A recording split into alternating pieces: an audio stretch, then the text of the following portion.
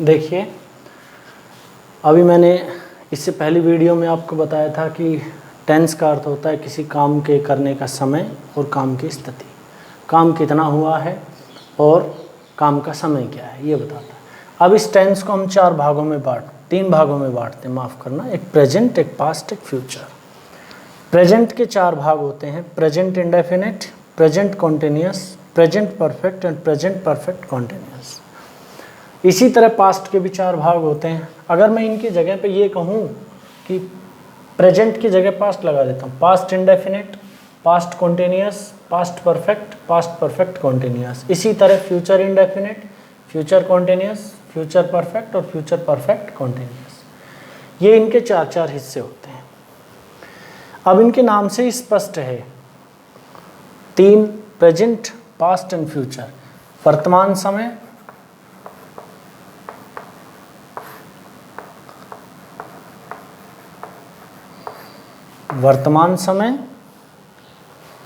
Past भूतकाल, मतलब जो बीत गया, जो समय चला गया, और फ्यूचर जो समय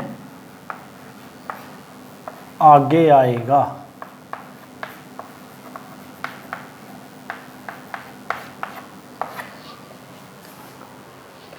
यानी कि प्रेजेंट जो अभी समय चल रहा है, पास्ट भूतकाल जो चला गया, और प्रेजेंट फ्यूचर जो आगे आने वाले समय में आएगा। इनके भाग यही होते हैं, present indefinite, past indefinite, present continuous, past continuous, present perfect, past perfect, present perfect continuous, past perfect continuous, और इसी तरह से future indefinite, future continuous, future perfect and future perfect continuous. ये तो इसकी परिभाषा थी। अब मैं इसको शुरू करता हूँ, सबसे पहला वाला हिस्सा ले लेता हूँ।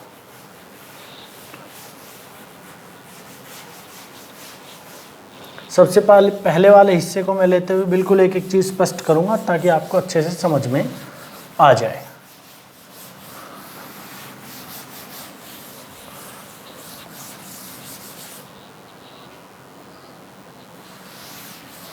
माफ़ करना, इसमें थोड़ा समय लग रहा है, बाकी हम कोशिश करेंगे एक एक चीज़ को स्पष्ट करने की।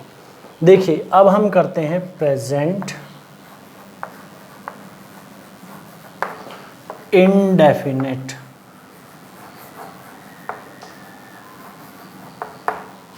टेंस। प्रेजेंट इंडेफिनिट टेंस, इसका अर्थ क्या है? प्रेजेंट मतलब समय। समय कौन सा है? वर्तमान। वर्तमान समय में कोई ऐसा काम जो निश्चित ना हो,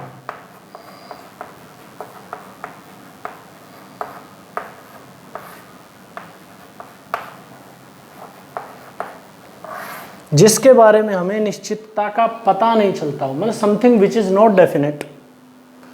कोई ऐसा कार्य जो डेफिनेट ना हो, जिसके बारे में हमें पूर्ण ज्ञान ना हो, उसको कहते हैं इंडेफिनेट। अब प्रेजेंट इंडेफिनेट के बारे में हमें पहचान करनी है। देखिए, इसको कुछ ऐसे एग्जाम्पल से समझिए कि मेरे पास एक कक्षा में 10 विद्यार्थी हैं,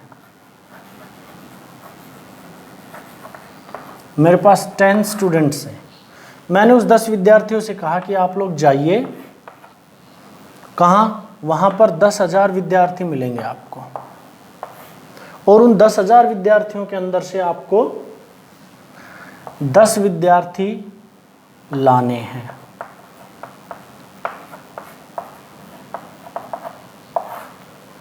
यानी मैं आपको किसी एक ऐसे स्थान पर भेज रहा हूँ जहाँ 10,000 लोग हैं, 10,000 विद्यार्थी, और आपको उनमें से 10 विद्यार्थी ढूंढ कर लाने। तो ये मेरे से डेफिनेटली, ये मेरे से 10 बच्चे पूछेंगे, जी जिन बच्चों को आप हमें ढूंढने के लिए भेज रहे हो उनकी कोई तो विशेषता होगी, कोई तो पहचान होगी। हम उनको पहचानेंगे कैसे? 10,000 की भीड़ में हमें उनको ढूंढना है, आपने ढूंढ कर लाने के लिए कहा है, तो हम उनको पहचानेंगे कैसे? कोई उनकी पहचान, उनका कोई रंग, उनके कोई कपड़े। तो मैं उनको कहूँ कि आप इन 10 बच्चे जो जा रहे हो, जो 10,000 में से ढूंढ कर लाओगे, उसकी कुछ पहचान है। पहचान क्या है? कि उनकी टोपी लाल होगी,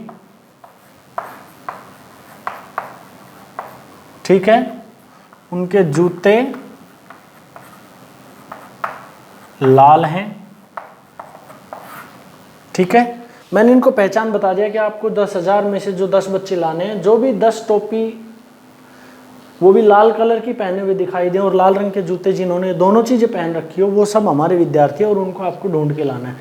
तो ये 10 विद्यार्थी यहाँ जाएंगे और इसमें से इन 10 बच्चों को बड़े आराम से ढूंढ कर ले आएंगे, क्योंकि मैंने इनको पहचान बता दी कि टोपी लाल है और जूते लाल है। यदि मैं इनको पहचान नहीं बताऊं तो कैसे ढूंढ पाएंगे कि इन 10,000 बच्चों में से वो 10 बच्चे कौन से हैं जो हमें लेके जाने? नहीं ढूंढ सकते। इसीलिए इस समय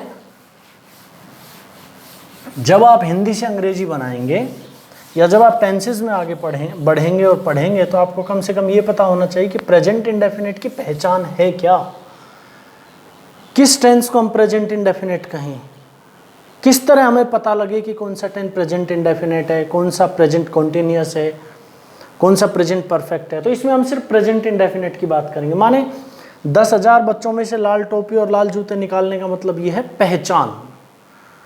तो प्रेजेंट इंडेफिनिट की क्या पहचान होती है? तो प्रेजेंट इंडेफिनिट की पहचान है कि वाक्य के अंत में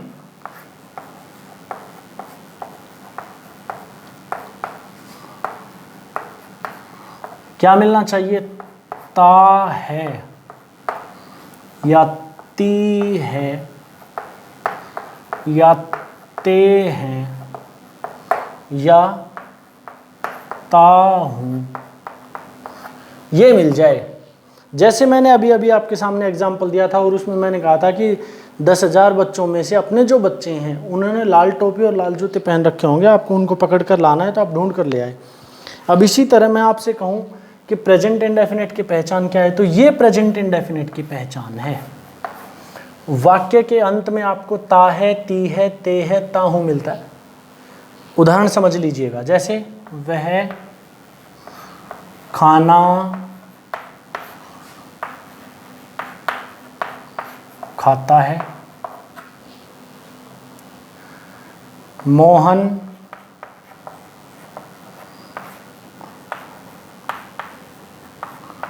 कक्षा में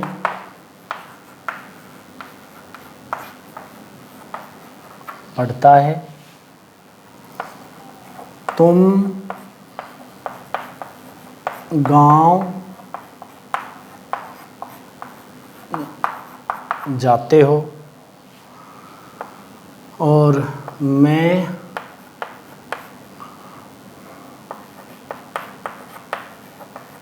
बोर्ड पर लिखता हूं। अभी देखिए, जो मैंने पहचान बताई थी वो है ता है,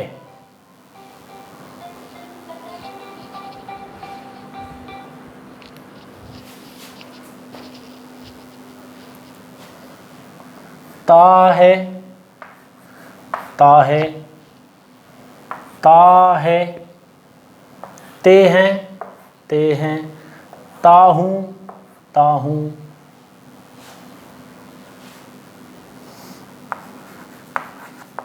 मीरा पुस्तक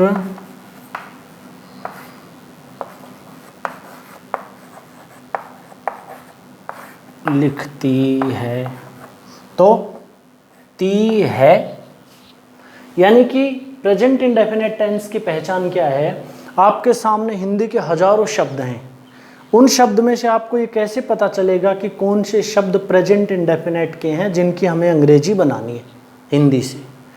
तो उसकी पहचान का फॉर्मूला ये है कि जिस वाक्य के अंत में आपको मिल जाए ता है, वह खाना खाता है, ता है, मोहन कक्षा में पढ़ता है, तुम गांव जाते हो, मैं बोर्ड पर लिखता हूँ, यानी इन सब के हम ता हूँ, ते है, ता है, ता है, और वह पुस्तक लिखती है, ती है। यानी वाक्य के अंत में ता है या ती है या ते है या ता हूँ, ये शब्द आपको वाक्य के अंत में यदि मिलते हैं तो आपको पहचान कर लेनी है कि ये प्रेजेंट इंडेफिनिट का वाक्य है। अब इसको इंडेफिनिट क्यों कहते हैं, इसको थोड़ा सा मैं एक्सप्लेन कर देता हूँ। इंडेफिनिट का अर्थ है जो कुछ चीज़ निश्चित नहीं होती, जिसके बारे में हमें कुछ पक्का ज्ञान नहीं होता। जैसे अभी इसमें वह खाना खाता है, कब खाता है भाई नहीं पता, और खाने में क्या खाता है ये भी नहीं पता। मोहन कक्षा में पढ़ता है, क्या पढ़ता है नहीं पता। कौन सी कक्षा में पढ़ता है ये भी नहीं पता। यानी समथिंग, कुछ है जो डेफिनेट नहीं है, कुछ है जो पक्का नहीं है, इसीलिए इसका नाम रखा प्रेजेंट इंडेफिनेट, कि वर्तमान समय में कोई काम जिसके बारे में हमें बहुत पूर्ण जानकारी नहीं है, जिस काम के बारे में हम डेफिनेट नहीं है, जिस काम के बारे में हम बहुत कुछ जानते नहीं है, उसको कहते हैं प्रेजेंट इंडेफिनेट टेंस। अभी इन वाक्यों में हमें क्या पता, तुम गांव जाते हो, कौन से गांव जाते हो भाई नहीं पता, कब जाते हो ये भी नहीं पता। तो ये ऐसे वाक्य हैं जिसके बारे में हमें कुछ डेफिनेट नहीं पता, इसलिए इसको प्रेजेंट इंडेफिनेट कहते हैं। ये इसकी पहचान का तरीका है। ता, ते, ती, और ये ता है, ती है, ते है, ता हूँ, ये सब आप इसको अच्छे से पहचान कर लें। देखिए वीडियो लंबा हो रहा है थोड़ा सा समझाने की वजह से, बाद में इसके बाद रैपिडली चलेंगे। ये कुछ एग्जाम्पल्स है जो मैंने दिए हैं। अब इसके बाद हम हिंदी से अंग्रेजी बनाने का नियम शुरू करेंगे।